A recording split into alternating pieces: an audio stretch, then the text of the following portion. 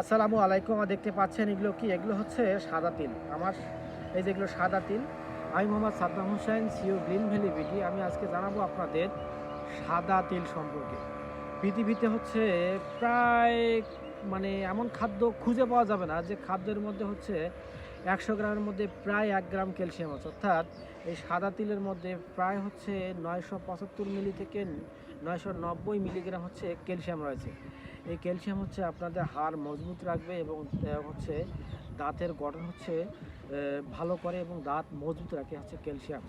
এছাড়া হচ্ছে এটার মধ্যে প্রচুর পরিমাণ হচ্ছে ফাইবার রয়েছে এবং এই ফাইবারগুলো হচ্ছে যা আপনার হজম শক্তি বৃদ্ধি করবে এবং হচ্ছে কোষ্ঠকাঠিন্য দূর করবে। হ্যাঁ, এছাড়া হচ্ছে এটার মধ্যে ভিটামিন বি কমপ্লেক্স আছে। এই ভিটামিন বি কমপ্লেক্সের কাজ হচ্ছে আপনার মস্তিষ্কের স্ট্রেস থাকে বা মস্তিষ্কে যে আপনার আর অল্পতে রেগে যায় মানুষ, এই যে রেগে যাওয়ার যে কারণটা আছে এটা হচ্ছে ভিটামিন বি কমপ্লেক্স অনেকটা হচ্ছে আপনার এটা মানে কমায় রাখে। এটা হচ্ছে এটার মধ্যে প্রায় অসম্পৃক্ত চর্বি থাকে।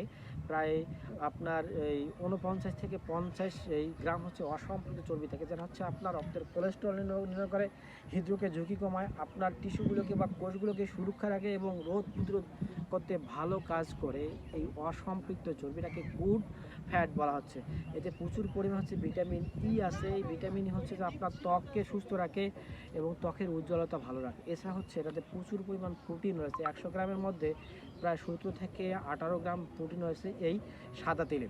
তো এই আপনারা আপনাদের খাবার তালিকায় এটা রাখতে পারেন, কারণ তিলটা হচ্ছে খুবই জনপ্রিয় খাদ্য। এটাতে বিভিন্নভাবে খাওয়া যায়। অনেকে হচ্ছে এটাতে খাজা করে খায়, অনেকে নাড়ু করে খায়, অনেকে ভর্তা করে খায়। এটা তিলের খাদ্য তালিকায় প্রচুর রয়েছে। তো আপনারা আপনার খাদ্য তালিকায় এই সাদা তিল রাখতে পারেন। আমি আজকে আপনাদের জানালাম সাদা তিল সম্পর্কে। ইনশাআল্লাহ নেক্সটে অন্য কোনো খাদ্য সম্পর্কে আপনাকে জানাবো। ভালো থাকবেন, সুস্থ থাকবেন। আল্লাহ হাফেজ। আসসালামু আলাইকুম।